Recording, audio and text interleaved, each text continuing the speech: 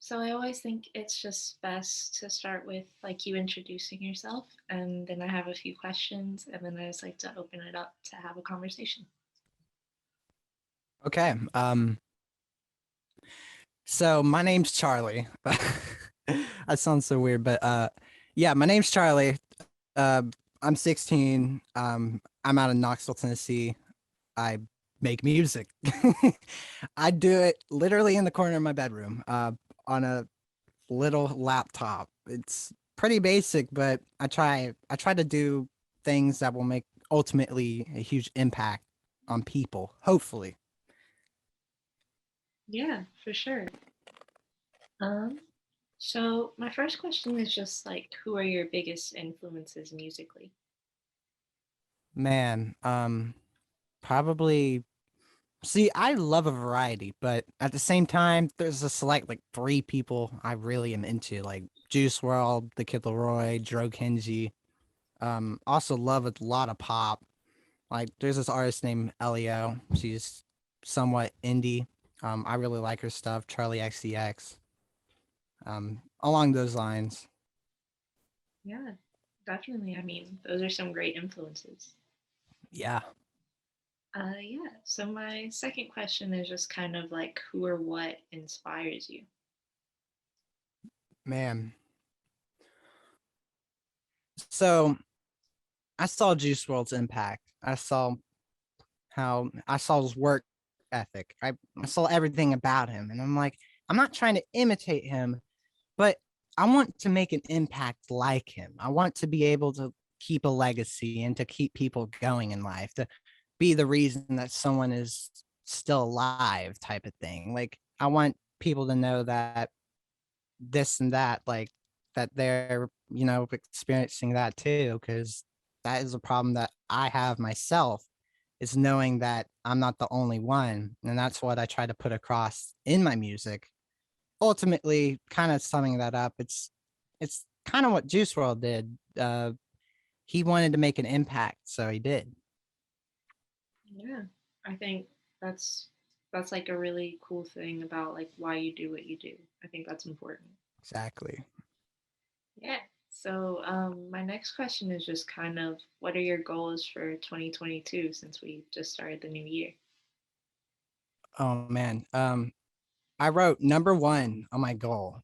Actually, I'm gonna pull it up. I'm happy I wrote it down. My main goal is actually not to compare myself to other artists or just other people in general, because I'm just gonna do me. It doesn't matter if I had 20K followers or something. It's like, just that doesn't mean anything.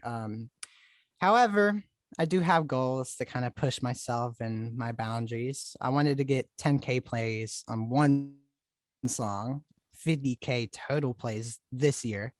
2,000 followers. I currently have like 800. I want to get on the Spotify editorial playlist and experiment with different genres and work with different people. Yeah. I mean, I feel like as artists, we all have that tendency to compare ourselves when we don't need to. But Yeah, but it's it's good to set our own goals because then we have our own personal things to look forward to. yeah. Yeah. Um, so my next question, it's like my favorite one to ask people, and it's just kind of how does your life influence your art, and how does your art influence your life?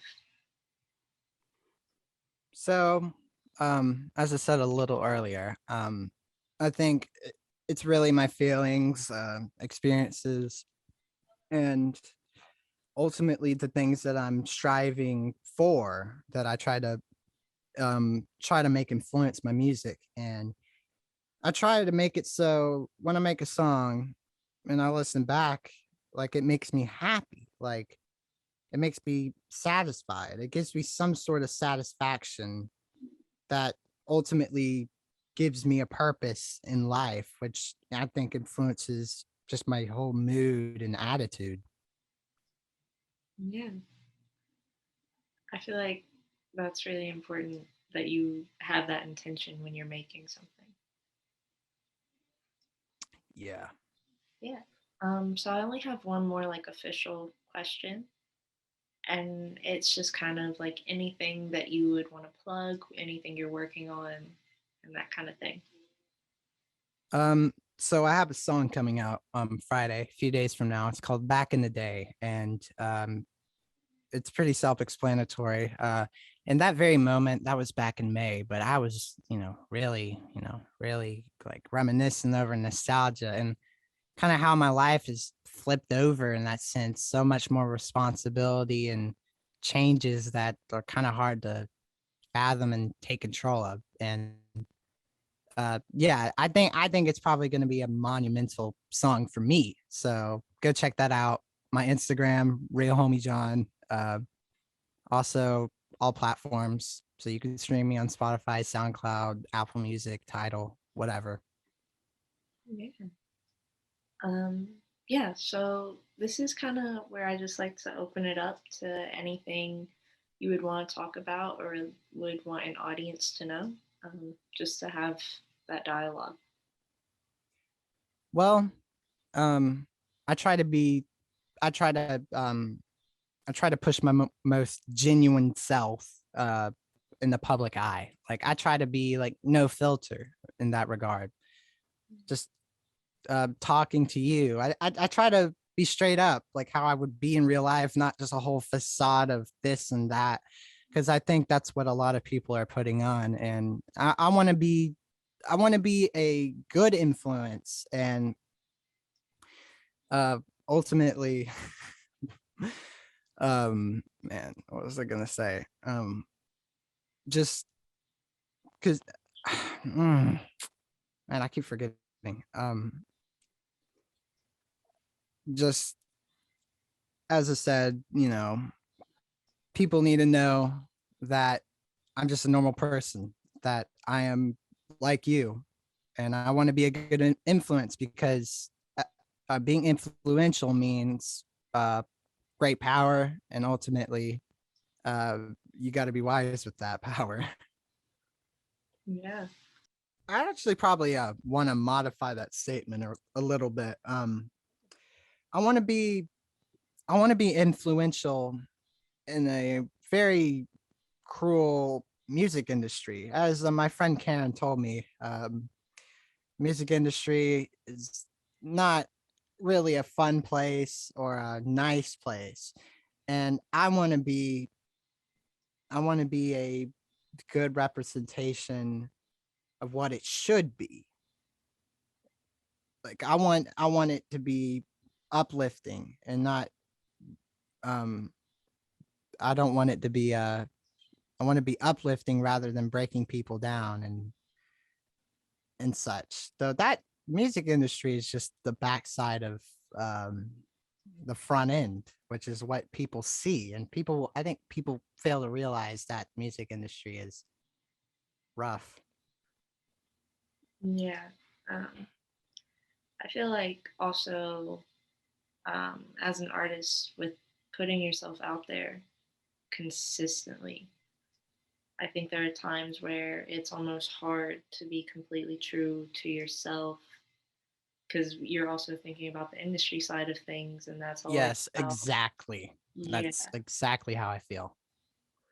Because with the industry side, you're thinking that you're about how you're supposed to be presenting an image and a brand, and that's always, I don't know, it's very And conflicting. that's, yeah, it's very conflicting. Like, I mean, just regular day to day, I think like what should I do? What image should I put out? It's just if I were to fake an image, it wouldn't feel genuine and it wouldn't feel me. And the whole point of music is to be you rather than imitating someone else or some sort of ego.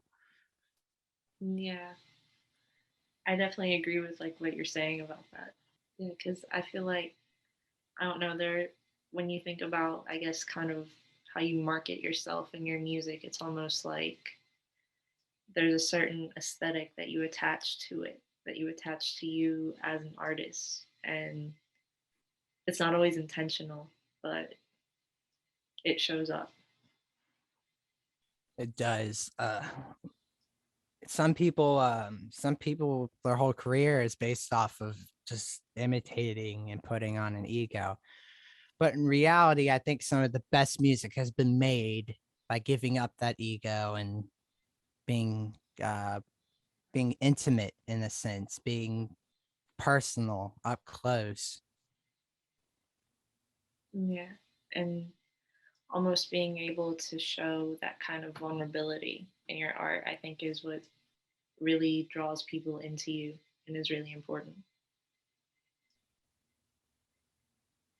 Yes. I cannot agree enough with that. That's so true. Yeah. Yeah. So, like, is there any other topics you'd want to discuss or anything? Um, I'd also, man, I guess I would discuss how oversaturated the music industry is. It's like everyone's trying to do this or that, but I think it becomes pretty apparent when someone is doing music just for the money. It's probably some of the worst stuff I've heard. Like, um, just that part of the industry these days is what really has me shook. I'm like, almost almost like most artists that are trying to make it these days are not going to make it, and that's something I worry about a lot with the how oversaturated it is. But something in me is always telling me to keep going, and I can't quit. I gotta go. I gotta go. Yeah. Um, I definitely feel that it's for me it's kind of similar in the sense that I don't think I can see myself doing anything else. Um, Yeah, for the it consumes me. yeah, like for the rest of my life, I mean, I can't see myself putting as much time and effort and love into anything other than music. So, Yeah, uh, really though, that's something I think about a lot. Just on the music side, just thinking, is it right for me as an artist to be doing three things at the same time, like three different hobbies, this, that? It's it's kind of like interesting insight that you give. yeah. I do know, like, for me though, I also, so I'm a comm major in school and my focus is on film. But in a lot of ways, I feel like that's also helped me with music because I've gotten more tools when it comes to visualizing things for my own projects, and that's always kind of nice to be able to do your own kind of visual work sometimes. Though at the same time, I feel like the typical industry conditions people to assume, oh, we want this artist just to be a vocalist and not produce. Like for example, Charlie Puth. Like the labels weren't really rocking with him originally because he did all of it himself, but that made him a timepiece. That made him way different than everyone else. And I think it's a good thing. Yeah, because I feel like when you do more than just a single thing when it comes to music or any art form, it puts you at an advantage because there's more that you can handle by yourself and it allows you more of an independence. So, Yeah, I think that that's great, but at the same time, at a certain point when you're doing everything by yourself, it can kind of be draining. It can lead to dissatisfaction with your own work. It can be hard to manage and hard to really uh, stay focused and happy and balance other parts of your life, which I personally think it's still vital to have people like A&Rs and managers help bigger artists, especially. yeah. Yeah, I think it's always like it's important to have your own like skill set, but also having people in your corner that can help push you forward and the things you're not as confident in is always it's nice to have, I think. Yeah, and I guess gonna backtrack a little bit to the work ethic side of things. I really admire what Juice WRLD was doing. He did incredible. I don't know how he did it, but uh, right before this call, I was recording. Like, I feel like I just gotta keep making, keep doing, because I think it's important for growing as a person, and especially with Juice World, among many other artists, just seeing them within 1 to 2 years, seeing the growth, and that's from dedication every day and the constant drive to do it. And I think some people lack that. Yeah. Yeah, it's kind of, I don't know. I feel like there are times, for me anyway, like I will have to take a break because I've burnt myself out, but I feel like that's a pretty human thing to do. Yeah. You But know, oh, go ahead. I was just gonna say, but even like when I am taking those small breaks because I need to kind of recharge, I'm still thinking about what I want to do next in terms of music and what are the projects that I want to create. So, Man, breaks very difficult for me. Like I'm on vacation. I'd like to vacation into the mountains just to work, or be productive in some regard. It feels like that's my destiny. That's how I'm going to achieve certain things. Also, um, I'm actually in a pretty good phase right now. I'm being relatively productive, recording frequently. I remember I was in a phase when I didn't even record a proper song for like 3 months, and that drove me crazy. And I had to get back into the flow. I think it was much needed, uh, but at the same time, I tried to take advantage of, especially with hormones all over the place, especially at my age. It's just like, uh, it's really odd. You gotta like kind of know when to do this or that, and then everything goes down for a month. yeah. Yeah, I feel like that's the biggest part is navigating when when there's time to do the things that you are most passionate about and when there's also time that you take just for yourself in a way and just kind of finding this balance in your life between well your life and your art because I feel like as artists and as musicians our art becomes such a big part of our lives that we almost can't separate it from everything else. Yeah, man, that's a whole different perspective now that I think about it. Also, now that I think about it, you reminded me.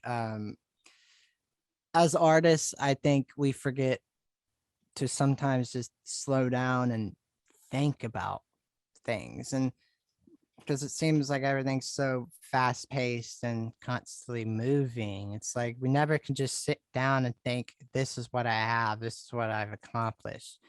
So we're always just doing working for the future rather than the present. Yeah, I think I definitely feel that. I feel like I catch myself doing it a little too often these days. So, I mean, I think that's fairly normal in work that you get submerged in. I think some of the best work is done when you just feel like you are the work, like you are the screen on the computer that you're looking at, and you're just, it's that focus. And with music and other things, it's like, especially with listening to music, I can't really, that's some crazy focus that I can't get from anything else. It's crazy. I can listen to music in on end comfortably for hours on end. yeah, I I completely understand that. Well, um, I don't really know what else to really touch on. I feel like I've touched on all the things I really want to talk about, And big things at least. yeah, and that's totally fine. This is all about just having the space to talk about those things. So, yeah. Yeah. Um, well, if that is everything, I just want to say thank you for being a part of this because it means a lot to me. And yeah, Well, yeah. Thank you for featuring me. I appreciate it. of course, of course. I guess for everyone looking at this or not looking at this, back in the day is going to be out for 3 weeks. So check it, or next single after that. I don't know. Yeah. And I will have like everything in the description. So yeah. All right. Awesome. Well, I guess we'll talk later. Yeah. Again, thank you so much. It means a lot.